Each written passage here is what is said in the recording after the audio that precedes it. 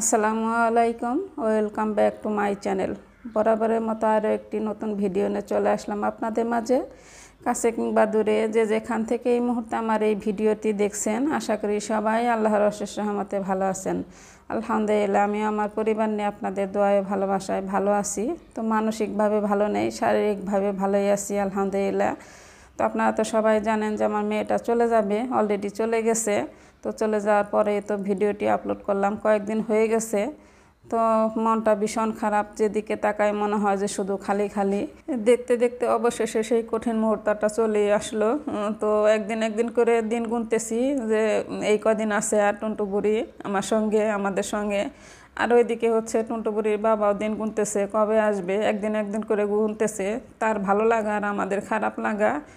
তো মেয়েটা যখন আসে শরীর ভীষণ খারাপ ছিল, সবাই তো কম বেশি জানেন। আলহামদুলিল্লাহ আগের চেয়ে অনেকটা ভালো আছে। তো এই কথা শুনে মানে ওর বাবা তাড়াতাড়ি করে টিকিট করে ফেলছে। আর এদিকে হচ্ছে মেয়ের শাশুড়ির সাথে যাবে, তো ভিসার জন্য অ্যাপ্লাই করছে। ভিসাটাও আল্লাহর রহমতে খুব তাড়াতাড়ি হয়ে গেছে। তো আমরা একটু দোয়া করলাম যে একটু দেরিতেই হোক, আস্তে আস্তে পরে যাবে, একটু আরও সুস্থ হবে। তো এক সপ্তাহের মধ্যে ভিসাটাও হয়ে গেছে, এর জন্য আরও তাড়াতাড়ি করে টিকিট কেটে ফেলছে। তো টুন্টু বুড়ি তো আমাদের এইখানে এসে নিয়ে খুবই, সবাই তো জানেন যে সময়টা খুব ভালো কাটতেছে। আমরা ওকে অনেক মানে সময় দিই। ওর নানা ভাই অফিস থেকে যত তাড়াতাড়ি আসতে পারে এসে নিয়ে ওর সঙ্গে খেলাধুলা করে। তো খুবই ভালো সময় কাটায়। এই যে দেখেন ও খেলাধুলা করতেছে, মানে চিপাচাপি দিয়ে জিনিসপত্র ফেলে দেয়, ওর নানা ভাই ওগুলো উঠায়, মানে অনেক মজা করে। ও যা যা করতে চায় ওর নানা ভাই সেইগুলাই মানে করতে দেয়। তো জিনিসপত্র মোটামুটি গোছানো শেষ। এবার তো বেশি জিনিসপত্র নাই, শুধু কাপড় চোপড় আর কিছু খাবার জিনিস দিয়ে দিতেছি। তো জানি না জিনিসগুলো নিতে পারবে কিনা। তো আমাদের এদিকে কোনো অসুবিধা হয় না। এয়ারপোর্টে যখন অস্ট্রেলিয়ায় পৌঁছায় তখন ওইখানে চেকিং করে জিনিসপত্রগুলো ফেলে দেয়। তো শাশুড়ি মা অনেক জিনিসপত্র নিয়ে গেছিলো, চালের গোড়া নিয়ে যায়, বিভিন্ন জিনিস তো ফেলে দিছে। আমি ছাতু দিয়ে দিছিলাম, ওইগুলো ফেলে দিছে। তো এরকম অবস্থা, জিনিস তো বেশি নেওয়াও যায় না, আনাও যায় না অস্ট্রেলিয়া থেকে। তো এর জন্য প্রথমে জিনিস মেপে নিলাম কয় কেজি, আবার জিনিসপত্র ফেলে দিবে তখন আবার খারাপ লাগবে। তো এর জন্য মাপলাম, তো এখানে 22 কেজি ওজন হয়েছে। তো কাপড় চোপড় আর কিছু হালকা পাতলা খাবার দিয়ে দিছি, মুড়ি দিয়ে দিছি। তো ছাতু দিয়ে দিছিলাম, তো ছাতুগুলা ফেলে দিছে। আর হচ্ছে মোয়াগুলা মানে যে নারিকেলের নাড়ু যে বানিয়ে দিয়েছিলাম ওইগুলা ফেলে নাই। তো অনেক খুশি হয়েছি। আর এদিকে হচ্ছে আজকে যেদিন চলে গেল সেদিন হচ্ছে রাত 3টার সময় ফ্লাইট। তো এখন 11টার মতো বাজে। ওই যে মেয়ের বাবা মেয়েকে খাওয়াই দিতেছে। তো যতদিন বাসায় ছিল মেয়ের বাবা কিন্তু খাওয়াই দিছে আর আমি খাওয়াই দিছি। তো দিনের বেলায় আমি খাওয়াই দিছি, আর বিকালবেলা যখন অফিস থেকে আসার পরে রাতের বেলায় খাওয়াই দিছে। বলছে যে আমার আব্বু বেশি মজা করে আমাকে খাওয়াই দেয়। তো সে টিপে টিপে সুন্দর করে মজা করে খাওয়াই দেয়। তো এই তো দেখেন টুন্টু বুড়ি টাটা বলতেছে, মানে এই মুহূর্তটা দেখলে আর বেশি খারাপ লাগে। বিশ্বাস করবেন কিনা আপনাদের বোঝাতে পারবো না, যেদিকে তাকাই শুধু খালি খালি লাগে। তো নানা ভাই তো সারাদিনই কান্নাকাটি করছে, মানে চেপা কান্না যাচ্ছে, চাপা কান্নাগুলা করছে। আমি তো সারাদিনই মানে কান্না আসছে, কিন্তু আমি অনেক কষ্ট করে থামিয়ে রাখছি যে মেয়ের মনটা সারাদিনই অনেক খারাপ, খুবই খারাপ। মানে খাওয়া দাওয়া করে না, সারাদিন বলে যে আমার যেতে ভালো লাগতেছে না, খুবই খারাপ লাগতেছে। আর চুপ করেছিল, ওইগুলা দেখে আরও খারাপ লাগছে। মানে আমি আরও চুপ করে থাকছি, আমি যদি কান্না করি ও আরও ভেঙে পড়বে। অবশেষে আর কান্না থামিয়ে রাখতে পারি নাই, খুবই খারাপ লাগছে। প্রবার জীবন মানেই অনেক কষ্টের, বিদায় মুহূর্তটা বিশেষ করে খুব কষ্টের। দেশে থাকলে তো যেখানেই থাকুক মন চাইলে দেখা যায়, কষ্ট করে যাওয়া যায়, যত দূরেই থাকুক। প্রবাসে তো যাওয়া যায় না, মন চাইলেই যাওয়া যায় না, মন চাইলে আসা যায় না। তো মেয়ে আজকে বলতেছে কেন প্রবাসী ছেলের কাছে বিয়ে দিছিলা। তো এবার মেয়ের মনটা খুবই খারাপ, একটু বেশি থেকে গেছে 2 মাস। ও এর আগে কখনোই মানে 2 মাস থাকে নাই, থাকছে। মানে টুন্টু বুড়ি যখন পেটে ছিল তখন 2-2.5 মাস ছিল। তো এবার একটু বেশি থাকছে, এর জন্য আরও বেশি কষ্ট লাগতেছে। তো আর ওকে তো কোনো মানে কিছুই করতে দেই নাই, টুন্টু বুড়ির সব কিছু আমরা করছি। তো যাওয়ার পরে তো কষ্ট হবে, যতই শাশুড়ি যাক, শাশুড়ি কি আর মায়ের মতো করবে? মাকে সব কিছুই বলতে পারে, শাশুড়িকে তো সব কিছু বলতে পারবে না। তো তারপরও সাথে যাইতেছে, খুশি হয়েছি। যদি ভিসা না হতো, না যেতে পারতো, আরও কষ্ট হতো। রান্নাটা তো করে দিতে পারবে, তো রান্না করতে পারে না, অনেক কিছুর গন্ধ সইতে পারে না।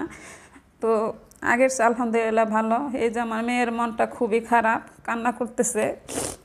তো তো ওই মুহূর্তটা দেখে আরও বেশি খারাপ লাগে। মা বাবা যে কী জিনিস, সবাই তো জানেন যে আমারও মা বাবা আছে। কয়েকদিন পর পর না দেখলে আমার খুবই খারাপ লাগে। তো আমাকে সাথে নিয়ে যেতে চাইছিল, তো আমার সংসার রেখে সৈকত আছে, সব কিছু মিলিয়ে মানে যাওয়া যায় না। তারপরেও অবশেষে সিদ্ধান্ত নিয়ে ফেলছিলাম।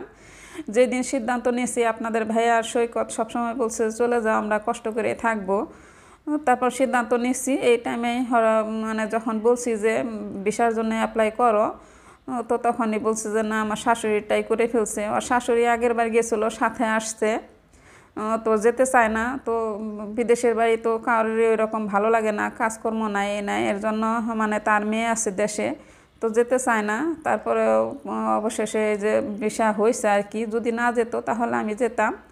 তো 1 বছর থাকুক, তারপরে চিন্তা ভাবনা করবো যা বাচ্চা যখন হবে তখন তো আবার একা একা পারবে না, আবার যেতে হবে। তো এই তো আমরা এয়ারপোর্টে এসে পড়ছি। তো যত এয়ারপোর্টের কাছে আসি সময় দেখি আর বলতেছে আর এতক্ষণ আছে। তো আপনাদের সঙ্গে অনেক কিছু শেয়ার করলাম। সবাই দোয়া করবেন আমার টুনটু বুড়ি যেন ভালো থাকে, আমার মেয়ের শরীরটা ভালো থাকে, একটা সুস্থ বাচ্চা যেন দুনিয়ার মুখ দেখে। সবাই দোয়া করবেন আমার মেয়েটার জন্য। তো যখনই ওর বাচ্চা পেটে থাকে খুবই অসুস্থ থাকে, তো আলহামদুলিল্লাহ মোটামুটি আগের সুস্থ আছে। তো এই যে আমরা এয়ারপোর্টে এসে পড়ছি, এখন গাড়ি থেকে নামবো। আর এয়ারপোর্টে যখন আসি এত জ্যাম। আর এদিকে হচ্ছে টুনটু বুড়ির দাদু ফুপি সবাই কিন্তু এয়ারপোর্টে আমাদের আগে এসে পৌঁছাইছে। তো এই তো যে নামার পরে আর এত ভিড়, এখন কিন্তু রাত 12:30টার মতো বেজে গেছে। তো যে প্রবাসীরা সবাই যে দেশের বাইরে এইদিকে বিশেষ করে অনেক ভিড়, যে জায়গায় দুবাইয়ের তারপরে হচ্ছে সৌদির যে মানে গেট আছে ওইখানে এত ভিড় দেখে আমি অবাক, বললাম যে এত মানুষ কেন, মানে নিচে যে মানুষ বের হইতেছে অত মানে ভিড় না, খালি, কিন্তু মানুষ যাইতেছে যে দিক দিয়ে ওই দিক দিয়ে এত ভিড়। মানে আমি বললাম যে এত ভিড় কেন, তো বললো যে সৌদি আর দুবাই তারপরে হচ্ছে কাতার এইদিকে তো মানুষ বেশি যায় প্রবাসীরা, তো ওইদিকে প্রচুর ভিড়। আর এই যে মেয়ে যে গেট দিয়ে যাবে এখানে এতটা ভিড় না। এই যে আশা করছে, ওদের খুঁজে বের করলো আপনাদের ভাইয়া। তো এখানে যে টুনটুপুরি দাদুকে ফুপিকে দেখে খুবই খুশি। আর এই যে টুনটুপুরির ফুপাতো বোন নানুর জন্য যে চিৎকার পারছে যখন চলে গেছে, ওইটা দেখেও খুব খারাপ লাগছে।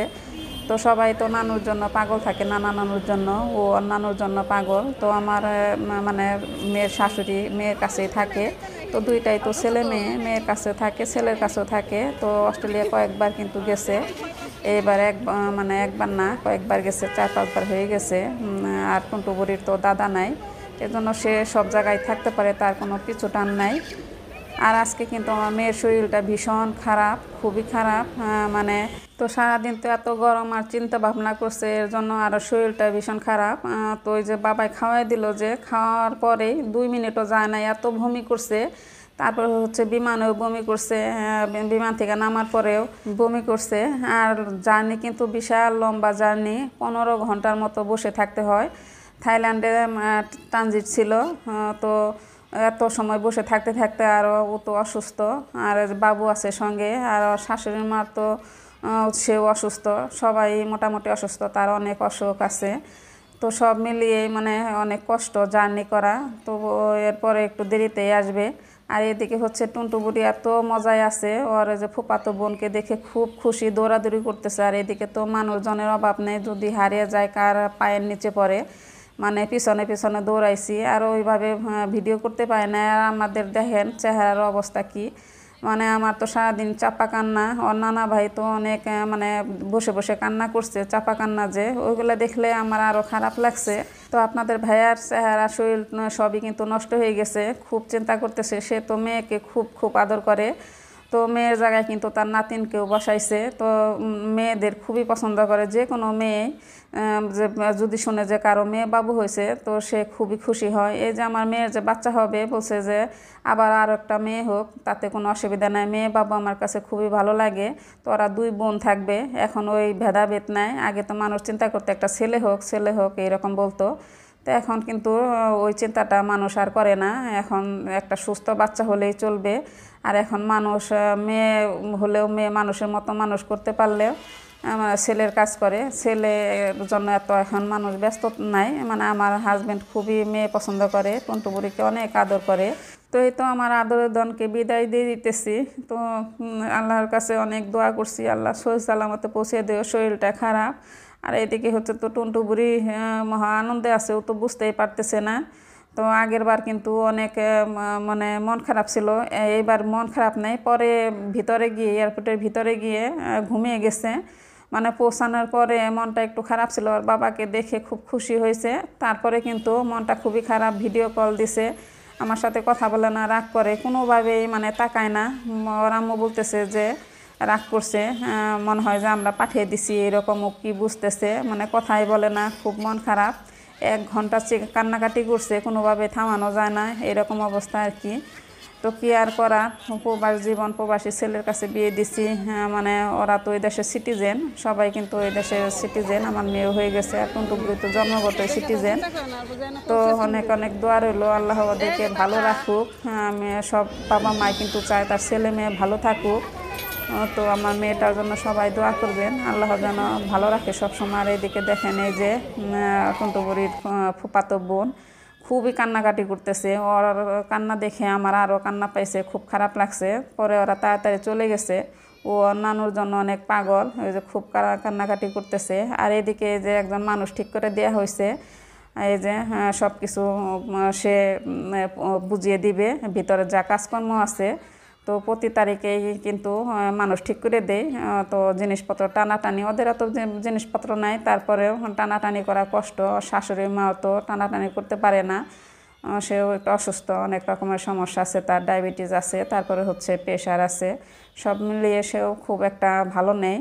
তো এই যে তার নাতিনকে বিদায় দিতেছে, মেয়েকে বিদায় দিতেছে। তো মেয়ে, ওর মন খারাপ, তো তার মন খারাপ রেখে মেয়েকে সামাল দিতেছে। তো ওরা আগে চলে গেছে বিদায় নিয়ে, আর আমি এই যে দৌড়াইতেছি ওদের পিছনে, হ্যাঁ, যে আর একটুক্ষণ দেখতে পারবেন যে ওই যে গেটে চলে যাইতেছে। এইগুলা দেখে যে কতটা খারাপ লাগে, তো সেটা তো আপনাদের বোঝাতে পারবো না। যাদের ছেলে মেয়ে প্রবাসে থাকে তারাই একমাত্র জানে যে কতটা খারাপ লাগে। তাই তো আমি পিছনে পিছনে দৌড়াইতেছি যে কোন দিক দিয়ে একটু দেখা যাবে। তো জিনিসপত্র যে দিয়ে দিতেছে, তো এই তো শেষ মুহূর্ত। আর এই যে এখন যে বিদায় দিয়ে বাসায় যাব, সেই মুহূর্তটার কথা ভাবলে আরও খারাপ লাগে। যে সাথে তো আসলাম, বাসায় যাওয়ার পরে আমার বাসাটা ফাঁকা ফাঁকা, যাওয়ার পরে এত খারাপ লাগছে যে কি করে বুঝাবো। যাওয়ার পরে মনে হয় যে আমি নিঃশ্বাসই নিতে পারি না, বড় বড় করে নিঃশ্বাস নিছি, মনে হয় যে আমার মাথায় রক্ত উঠে গেছে, এতটাই খারাপ লাগছে, কেউ জানে না। তারপরে হচ্ছে আমি বিছানায় শুয়ে পড়ছি, আর বড় বড় মানে নিঃশ্বাস নিছি, এরকম অবস্থা হয়ে গেছে। তো অনেকে ভাববেন, আবার বলবেন যে প্রবাসে গেলে এত খারাপ লাগে নাকি, আবার আসবে না, আসবে তো, কিন্তু মন চাইলেই তো দেখা যায় না। বিদেশে যারা থাকে, প্রবাসে থাকে, মন চাইলেই দেখা যায় না, ভিডিও কলে দেখা যায়, কিন্তু কাছে তো পাই না, শোয়া যায় না। এই তো বিদায় দিয়ে দিছি, বিদায় দিয়ে আমরা দাঁড়িয়ে আছি, আমাদের গাড়ি পার্কিংয়ে আছে, এখন বাসায় চলে যাব। তো আজকের মতো ভিডিওটি এ পর্যন্ত, পরবর্তী ভিডিও অন্য দিন নিয়ে চলে আসবো আপনাদের মাঝে। আল্লাহ।